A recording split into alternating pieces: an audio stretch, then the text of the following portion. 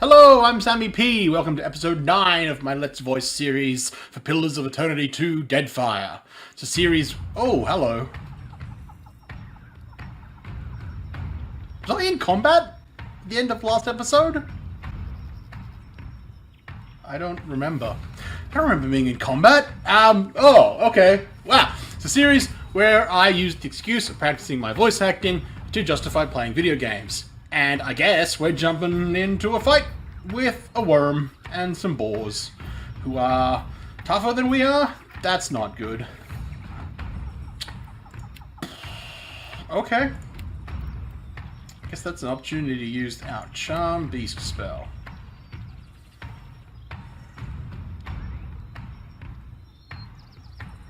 Is it only going to affect the little one?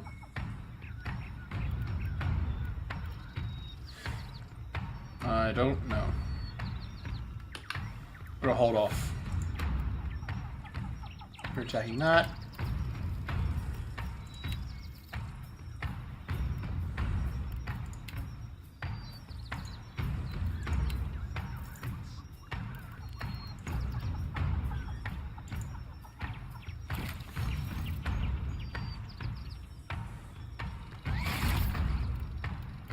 Alright.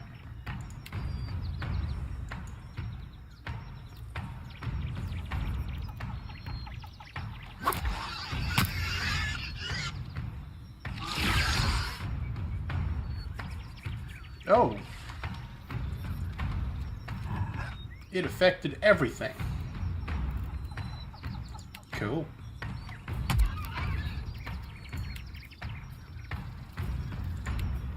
Which I think we can still attack despite everyone being charmed now.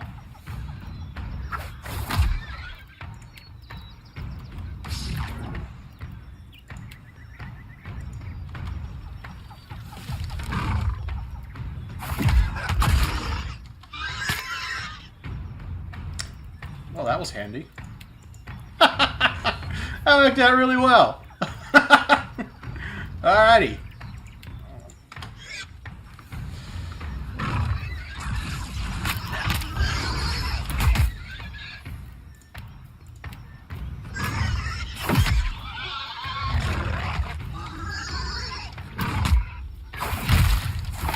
Oh. Wow. Alright, that worked. That, yeah, kind of justified, taking... Turns out Charm Beast. It works. I really don't remember being in combat, though. Alright. That's fine. It's fine. Okay. What the hell?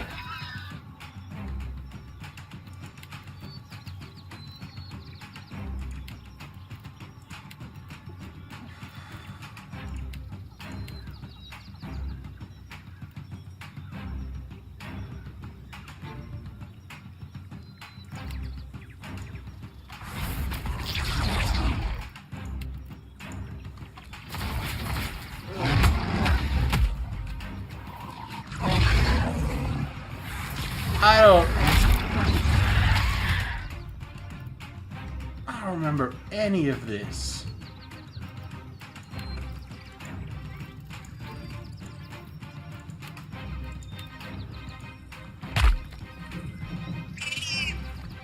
I like the Woo! Okay. Oh, bear form looks tanky. Wow, like, most of these people dead now?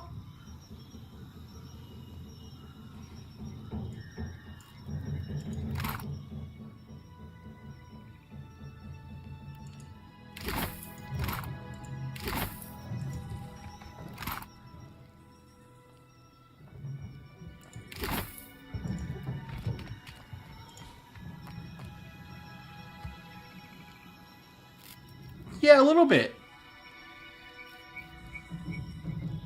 I was gone for not that long. Am I missing something? I'm gonna have to go back and look at the previous episode. Because we finished talking to the people here. Then we went into the like a foreman area office. And then we went to check out the luminous adra. And then we finished. That was it. I don't remember being in combat for that. But apparently, and they did say that there were like creatures were coming, so maybe. Wow, I don't know. Maybe like these are supposed to be here when you get back.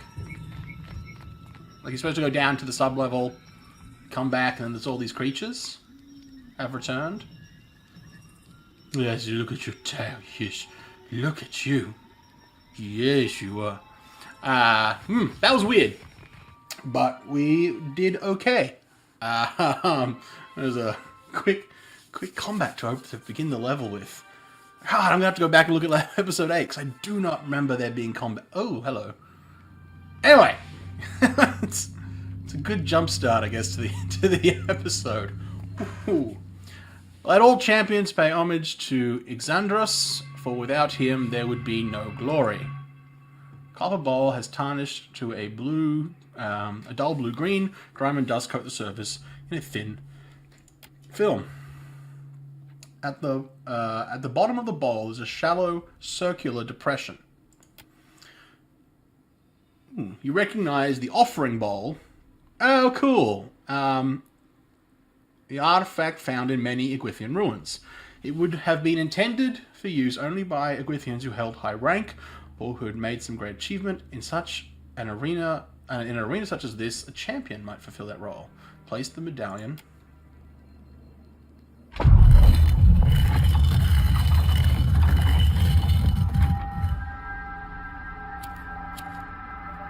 Well, apparently it's a really good thing that we went in there first. Cool. Ooh. Wow. Here rests Exandros, most virtuous architect. Oh. Amulet of Health. White adra, extraordinary rare precious stone found in some formations of adra. Sometimes appears immediately adjacent to copper conductors. Huh.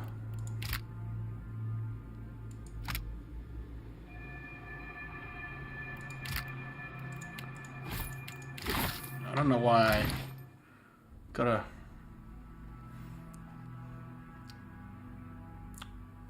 Did I run out? I wonder... okay. It's gonna be interesting to see if we actually run out of space. Plus 5, 15 maximum health. Yeah, that's not terrible. What have you got at the moment? Bluff and...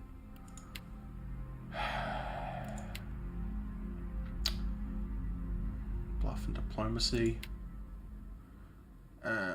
Resurrection. Bunch of stuff. You've got diplomacy, but not bluff. You've got both of those things. I kind of like having the stats higher on my guy.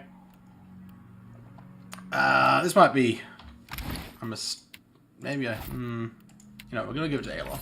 There you go. You can have more health. You'll enjoy that. Alright.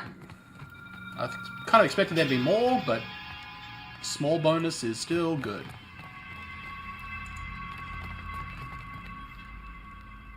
Poor fools. They were unprepared for this.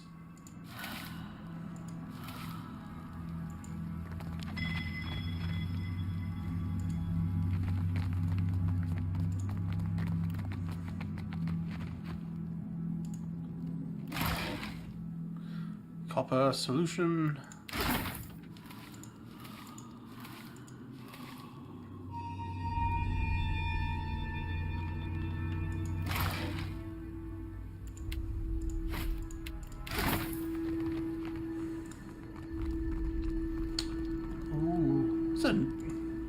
These are neat looking ruins. Let's try going. Oh. All that remains of this inscription is Raka the Fortunate. The stone around it is worn smooth. Part of the statue near the legs has been forcibly removed. Praise the bold-hearted Avarix, master of the blade. So I guess these are champions? In memory of Sama, beloved sister, I gift this statue. Interesting.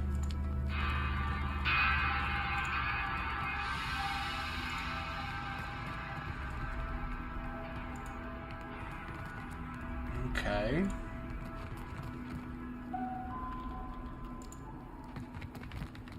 Okay, that really felt like something that was going to happen when I walked on it. Only the bold, the reckless, and the fortunate may pass safely within. This ornate bronze fixture appears to be braziers, soot-lined the interior of their metallic petals. You spy fresh coal, filling its filigreed grating. Someone lit it recently. Had you the means, you might do the same. Fire godlike, flint tinder. But I have a torch, so I'm gonna leave this for now. We're gonna come back. We'll come back. I want to explore it further. Mistakes were made.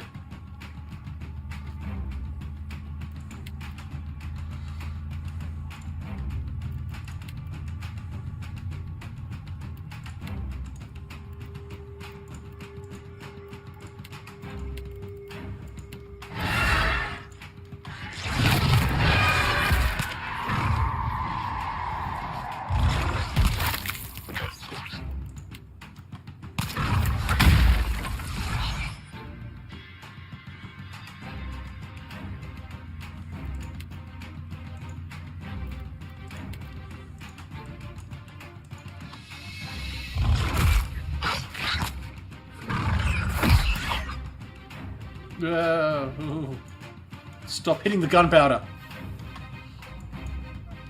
I can't expect that to be like an exploding barrel, and it just wasn't. Okay, you guys. I want to see if this actually does something.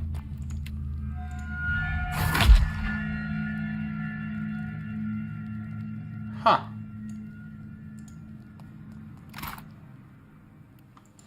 Do you need, like actual fire damage? That'd be neat.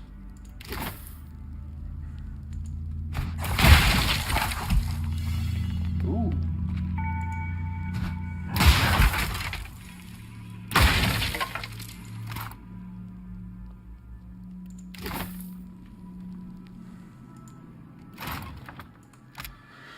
I wasn't sure about the constructs at first. These new techniques may be less extreme than those of eccentrics like Galvino, but it gets harder to remember that once the hulking things are moving around like noisy... It's hard to remember that once the hulking things are moving around like large, noisy, witless dolls. The constructs require daily maintenance, and they make the workers uncomfortable. Okay, still, they've been an effective deterrent to the local wildlife, and I have to admit I've started to feel safe with one of them standing nearby while I work. Odorisi despises the things and avoids them if possible, and that alone is a considerable benefit. I don't think Odorisi was liked that much. Just the...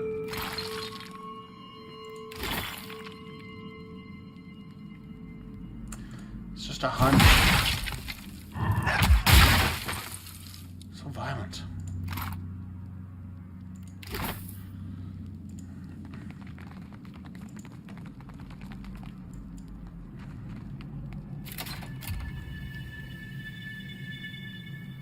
Oh, man.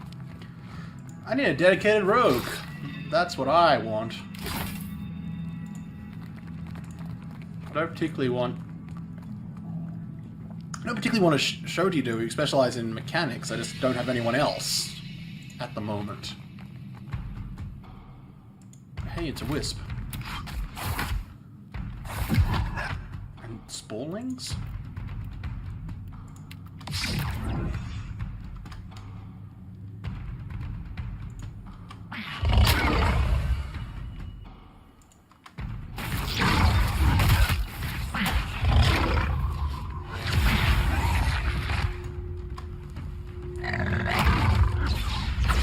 Bam.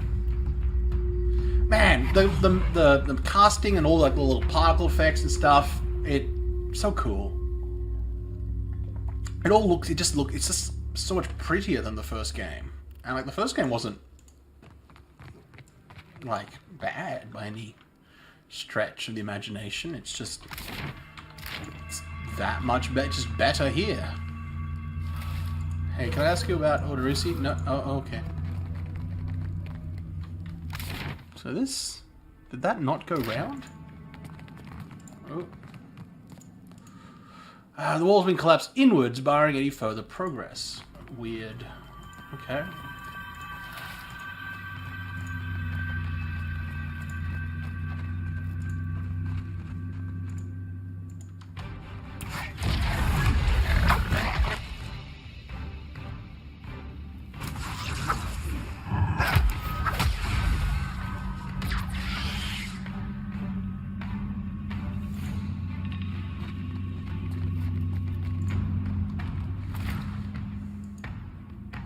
Essence anomaly. Good golly.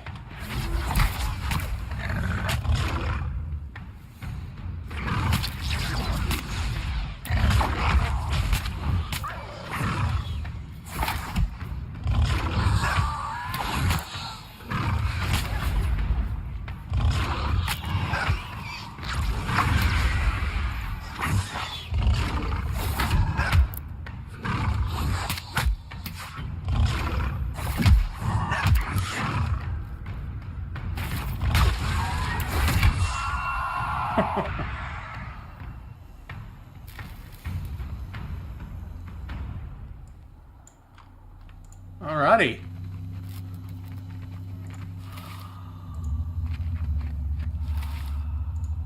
Don't know what I expected to fight in here, but I feel like imps and not really what it was, what I was expecting. But this is still sort of, I suppose with the Gwithian ruins, because they're the ancient sort of mix of like science and sparkly.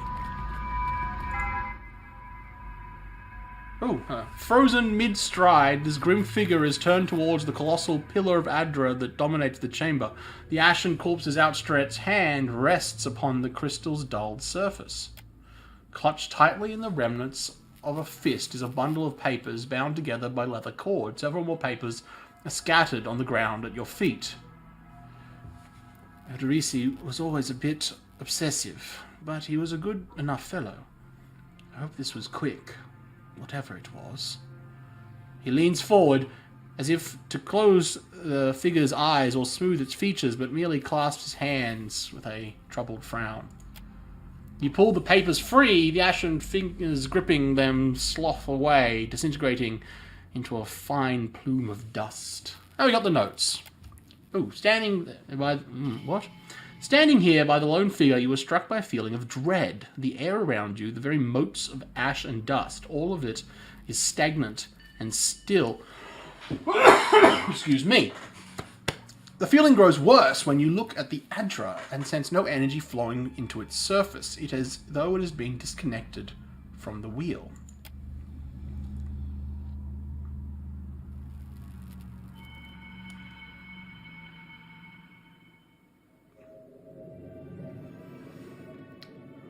You place your hand against the pillar of luminous adra, because that's a good idea. The thing that is radiating palpable dread, touch it. Just touch it. Works every time. You place your hand against the pillar of luminous adra. A dim, warm light emanates from the surface, but it feels cool to the touch. Pinpricks dance along your fingers, uncomfortable but not painful. A woman's voice, scratchy, distant and halting, echoes in your mind. Find your soul in him.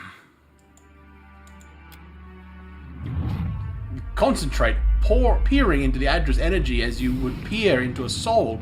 Its inner light is blinding. But as you become accustomed to it, you perceive the core of the adra itself, a churning mass of millions of soul fragments. With a jolt, the energy reaches out to you.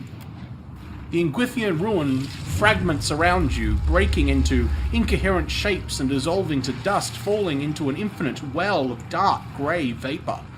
Even the ground itself disintegrates into nothingness. All that remains is the murky expanse of the in-between, the adra pillar, and the skein of golden thread rooted in the pillar that extends far off into the distance. You focus on the threads. You catch glimpses of memories, your memories, mingled among the memories of thousands of other captive souls. The filaments begin to cohere, rapidly twining into a golden cord. With a muffled crack, the cord ripples outwards in a violent wave towards the endless distance. The cord undulates over a space so vast that you lose sight of the wave before it finds its end, when a heavy creaking, like the sound of mountains shearing under its own weight, washes through the dull gloom of the in-between. A violent force yanks you along the cord at an incredible speed. The murk of the in-between warps erratically as though you are observing it through an ill-ground lens. Just as quickly as you were pulled forward, you stop, suspended below a massive figure of ancient carved adra. Like all adra, it glimmers with energy, but the souls and memories within it are not flowing down. They churn in a vortex that burns at the heart of the statue's mass in some invisible engine. It is Aethys. The great golden cord terminates in his back, sending pulses of energy throughout his limbs as they move. He walks in long, slow strides towards a brilliant pillar of adra far in the distance. It shines even more brightly in the in-between than Aethys. From within the teeming throng of souls, dozens of eyes look out to you. Through the cord, their collective anguish and despair push at the edge of your mind. Help us, please, help us! Their voices echo in your mind. Somewhere within their ranks you can feel the presence of your own soul slumbering deep in the Gaia. You reach out for the lost souls, but the incredible power flowing through Aethys' body repulses you. Not even your Watcher powers can penetrate the massive tides of energy crashing through him. The souls sense your efforts and attempt to breach the surface of Aethys' body, but are instantly pulled back down into the deep well of the statue's heart, as though they were pried from the edge of a great precipice. Aethys' stride slows and stops. His head slowly pivots until its great burning eyes are cast back along the cord. As his gaze meets yours, you feel an overwhelming rush of incredible joy, mingled with profound sadness. You have sensed similar anguish in lost souls, but never with this intensity. A soothing voice drifts into your mind. It takes great bravery to venture through the in-between, even for a Watcher. A swell of admiration radiates out from the god's heart, a force so intense that it momentarily overwhelms you. You do not need to follow me for their sake or your own. Something beautiful is coming, something that will save us all. A great light shines from Aethys' brow, so bright that even the souls within him flinch from the source, cowering in fear. Through the glare, you see Aethys' massive arm reach up to grasp the golden cord, the tether carrying energy from the adra pillar to him that also suspends your consciousness. What does that mean? The sun will rise, Watcher. You need only wait for its light to come. Aethys yanks on the golden cord, pulling it from his back. The cord tears into filaments that blacken and dissolve to dust. Without pause, he turns to resume his stride towards the distant pillar of Adra shining on the boundless horizon. You hear the souls within him cry out for just a moment before your consciousness is snapped away from them. The in-between goes dark. For a second, you feel a mix of nausea and a sensation like spinning and falling. When the moment ends, then the moment ends. Your consciousness has returned to the Igrithian arena. The world is sideways, the Adra pillar upside down. You flinch at the feeling that you're standing on the ceiling. The disorientation overwhelms you, and you collapse to your knees next to the luminous Adra pillar.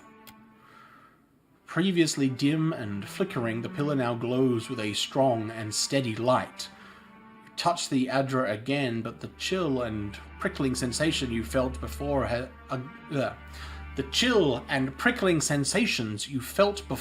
are gone, replaced with a comforting warmth, like the embers of a fire that has just lost its flame. As you return to the world, you feel a hand on your back. You all right? Come on, we just got... Alright. You all right? Come on, we just got you back. Despite his tone, you can see genuine concern in Adair's eyes. I'm... fine. Heard you say that before. Had something to do with a 2,000-year-old lunatic talking to you in your dreams. I've seen you commune with souls of the dead, but this looks altogether different. What happened? His gaze flickers to the brightly glowing Adra. What? I thought I had... Do I only have 2? I thought I had 3 metaphysics. Meh. Okay. Benevolent. Aggressive. Passionate.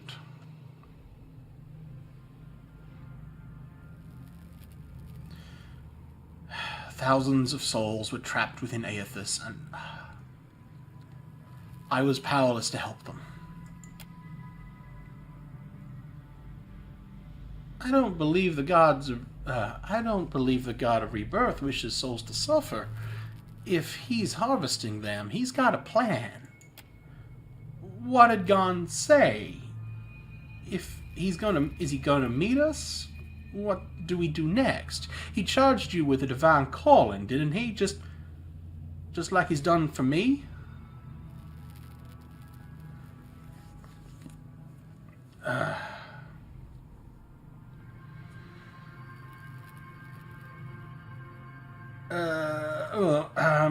I saw more luminous Adra in his path, but he told me not to follow, that something beautiful is coming.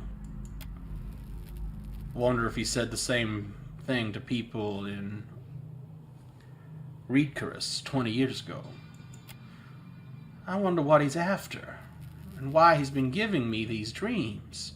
Things I've seen, they leave a mark on your soul. She rubs her arms despite the balmy air. I may not know what Gon's got planned for me, but clearly he wants to meet you. He told me not to follow him. Well, clearly he wants to meet you. Aloth nods, a quiet smile etched on his lips.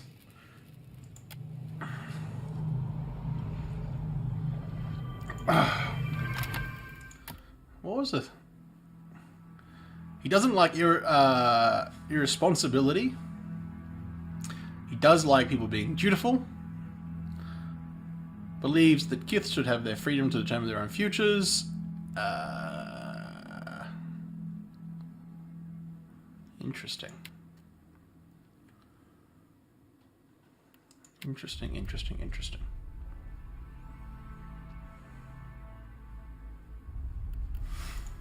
Alright, well, that was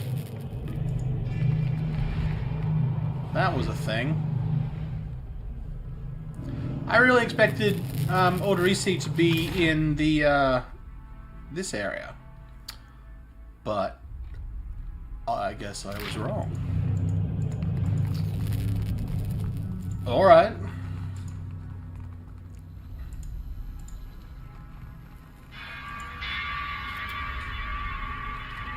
That was cool.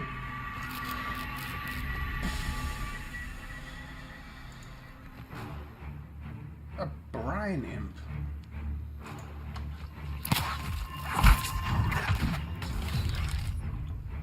Oh.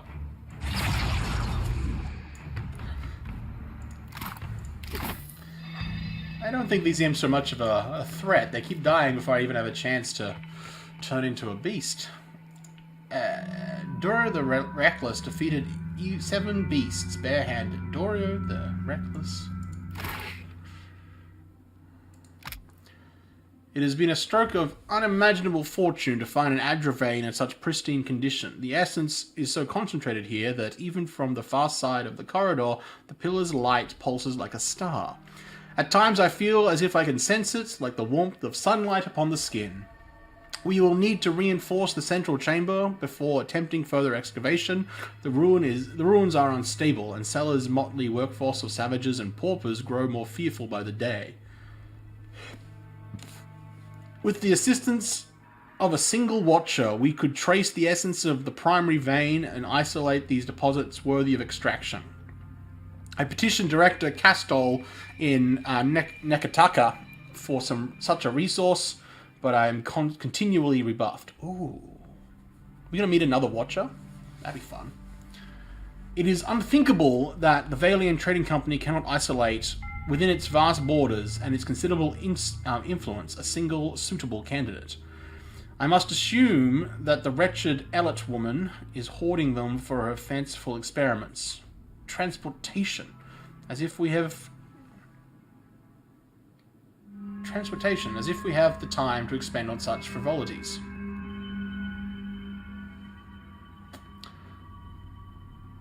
Okay. I assume this is Odorisi.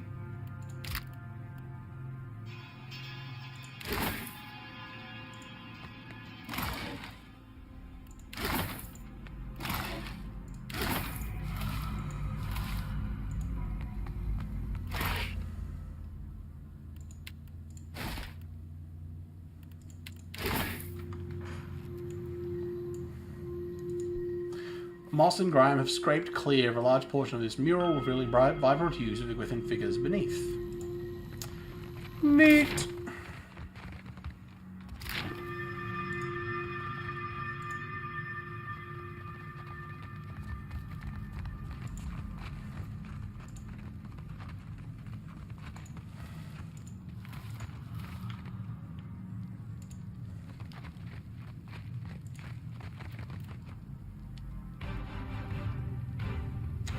Oh, these are the constructs, I'm guessing.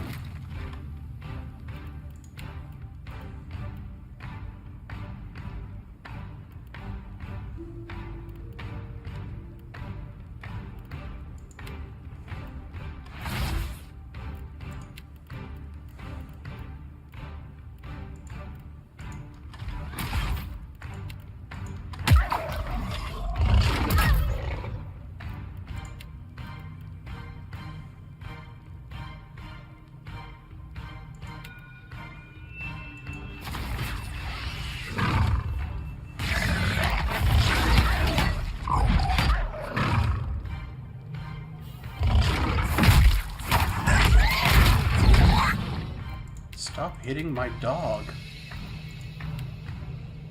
Whoops.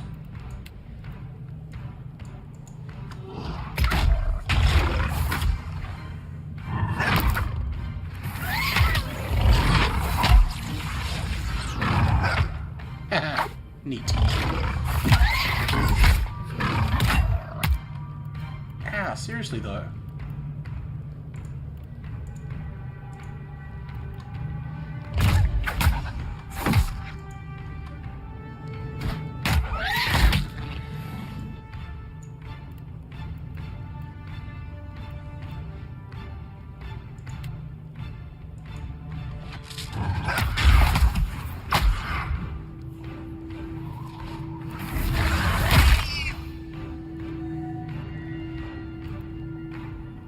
Oh, Looper made them explode. That's crazy.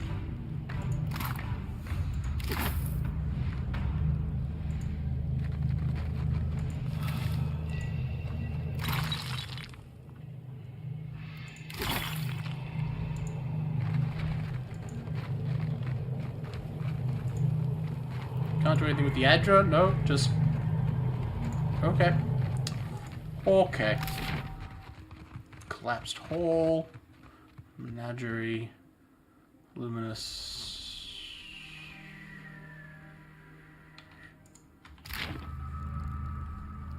Okay.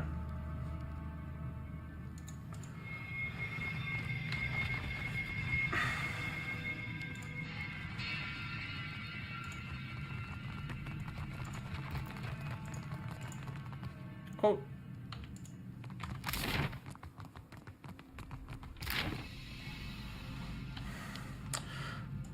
Okay. Oh, that's the entrance. Okay. Okay.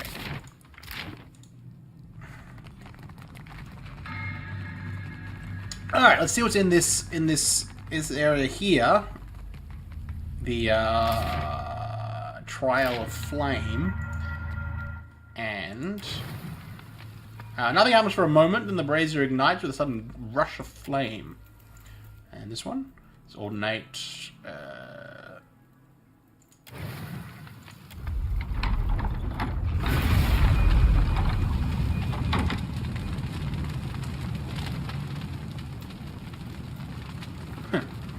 At least it didn't catch us by surprise.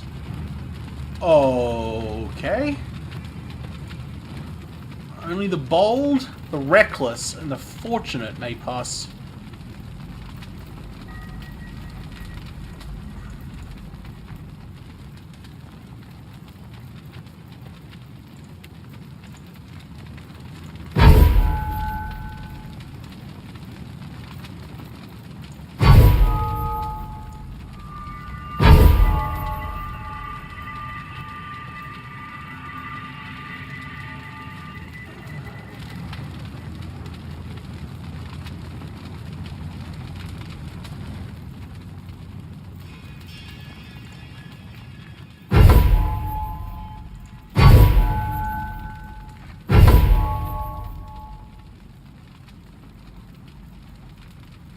Bold, the reckless, and the fortunate.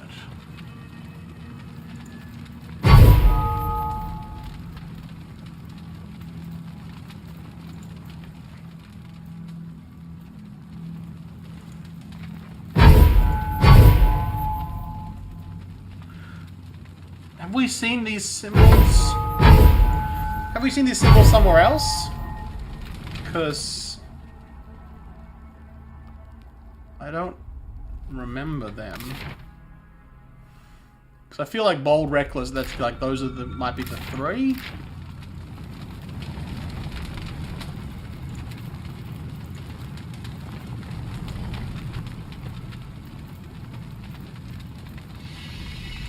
Huh. Alright, you just take an injury as soon as you go in.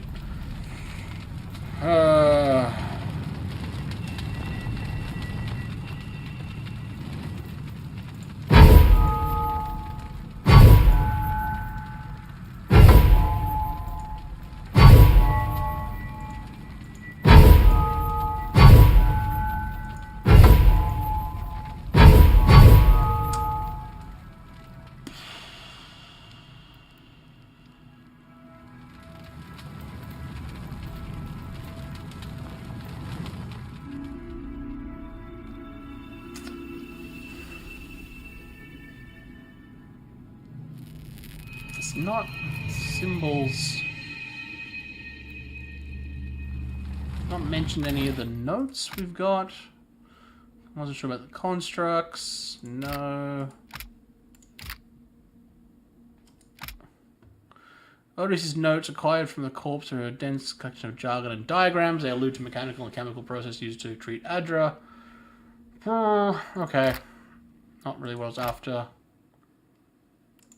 Uh-huh. Uh-huh.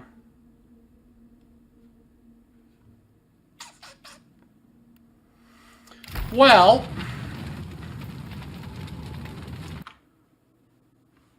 I think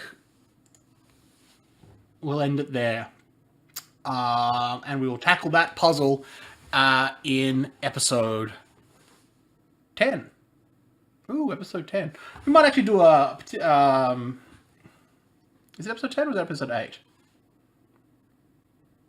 I've already forgotten. If it is episode 10, we'll do like a longer episode, maybe a double episode kind of thing, or something. I haven't worked out exactly what I want to do. I just feel like on every 10th episode to do something a bit longer. Excuse me. But otherwise, I hope you enjoyed watching the video. If you have, please feel free to like, share, and subscribe. It is all wonderfully helpful for channels for you to do those things. If you didn't like the video, I mean, the dislike button's there as well. It's all good feedback. Comments greatly appreciated as well. And otherwise, I've been SammyP. I hope you'd come join me for the next episode, whether it's 9 or 10 or... I mean, counting's hard.